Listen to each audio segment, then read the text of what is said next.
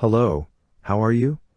My name is Robert, and from now on I thank you for watching this video, in which I am going to talk about how to use a current clamp for measuring DC current, for example if you work with equipment such as batteries, rectifiers, chargers, DC buses, uninterruptible power systems, etc. Therefore, if you are an electrical installer or maintenance technician and you are going to work in this area, this video may be useful for you. But before continuing, I would like to ask you not to forget to drop a like if you find this video interesting. In that way, I will program new videos on this topic. And if you want to receive notifications of new videos, don't forget to subscribe to this channel and activate the notification bell. To measure a direct current we can use a clamp meter. But you must be careful because not all current clamps are able to measure direct currents. If you have a clamp without this function, only for alternating current, you will not be able to measure direct currents. For example, the Fluke 369 FC clamp is a clamp designed mainly for measuring and recording leakage currents and AC currents, so it is not intended for measuring direct currents. On the other hand, a clamp like the Fluke 376 FC can not only measure AC current but also DC current up to 1000 amps. Likewise, the smaller size Fluke 325 clamp can also measure direct currents, in this case up to 400 amps. The Fluke 376 FC clamp has 3 positions on the rotary knob for measuring current. One for measuring AC current up to 1000 amps with the rigid jaw. It also has a position called iFlex A, in which you can measure AC current up to 2500 amps with the flexible probe that can be attached to the banana inputs on the bottom of the clamp. Unfortunately, the Rogowski technology of flexible probes does not allow the measurement of direct currents. Finally, we can put the rotary knob in the position where we can see the serigraphy of the DC symbol, but in this position we can also see the word 0 in yellow, something that did not appear in the AC current measurement positions. As indicated, for DC current we can only use the rigid clamp. We must remember that when measuring direct current, the clamp must embrace only the positive or the negative cables but not both of them simultaneously, since having the currents opposite directions, the magnetic fields generated by the positive and negative cables together can cancel each other out, giving rise to an incorrect measurement of the current. Let's imagine now that we are going to measure the current provided by a battery. But before doing that, let's turn on the clamp and place the rotary knob in the AC current measuring position. There, we see that the clamp provides a value of 0.0 amps. Now, we can rotate the knob to the DC current position and surprisingly the clamp, without any cable, measures 0.6 amps. With a bit of a surprise, we return to the alternating current position and we see that it again measures 0.0 amps. Again, we return to the direct current position and it gives us again a value around 0.6 amps.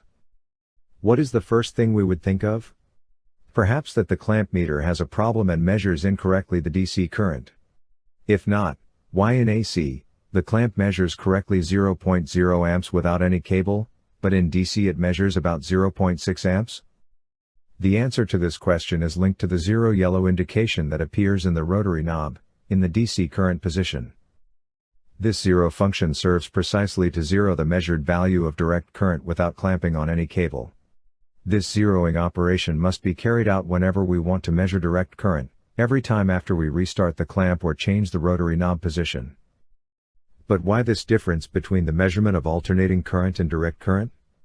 Why doesn't the 0 option appear for the AC current measurement? The answer is given by the difference in technology used to measure alternating current and direct current. To measure alternating current, a normal clamp uses a kind of coil housed in the jaw that works as a transformer, while for the measurement of direct current it is used a Hall effect sensor, as shown in the following image. On the left we can see a clamp that only measures alternating current, and on the right a clamp that measures alternating and direct current. In this other image we can see the complete interior of an AC and DC clamp. In this image we can notice that Hall effect clamp meters use a rigid iron core to concentrate the magnetic field that surrounds the conductor on which we want to measure the current. In traditional only AC clamps, the two parts of the metal core of the coil must make contact each other when the clamp is closed. For example, in this video we can see the two metal ends of the jaws of the Fluke 369 FC clamp that, as indicated, measures only AC current. In Hall effect clamps, we must take care about the point where the jaw closes, as this is usually where the Hall effect sensor is located. There is a small air gap where the tips of the jaws of a Hall effect clamp meter meet, through which the magnetic field must pass. This gap limits the magnetic flux in order to avoid the saturation of the core. In the DC clamps, the Hall effect sensor is situated in that gap point that I have mentioned, and which is covered by a thin layer of molded plastic. A Hall effect sensor is a type of transducer that varies its output voltage with the magnetic field around it, in this case, the magnetic field induced by the wire being measured on the metallic core. Its purpose is therefore to measure the magnetic flux directly. The output voltage of this sensor is amplified and processed to represent the current that flows through the cable inside the clamp jaw. Now that we know how DC clamps measure, and in particular that the Hall effect sensor is sensitive to variable but also static magnetic fields, it is time to answer the initial question.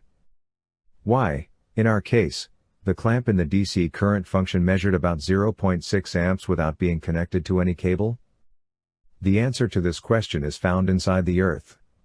The metallic nucleus that rotates inside the Earth generates a magnetic field that, for example, serves to orient oneself with a compass, but that in the case of direct current clamps gives rise to an initial measurement without being connected to any cable.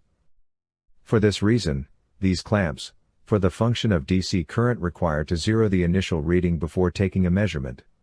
In this way we can eliminate or compensate the magnetic fields of the environment, especially that of the Earth, different from the one generated by the cable from which we want to measure its current. Having said that, of course, we must take care not to bring magnets near the jaw because, as we can see, it affects the measurement of the Hall effect sensor. Finally, I want to remind you that many fluke clamp meters have internal memory to record up to 65,000 readings, and thanks to the free Fluke Connect app you can program the recording time, the averaging period, download the data and send it to a PC, etc., making it a very useful tool to record trends or capture random problems. For example, the Fluke 376FC and 369FC clamps have this functionality. And so we have reached the end of this presentation. In this way, we have seen how to measure DC current with a clamp, understanding the need to zero the initial reading in order to compensate the magnetic fields of the environment. I hope this video has been of interest, and helps you, on a practical level, when using a current clamp.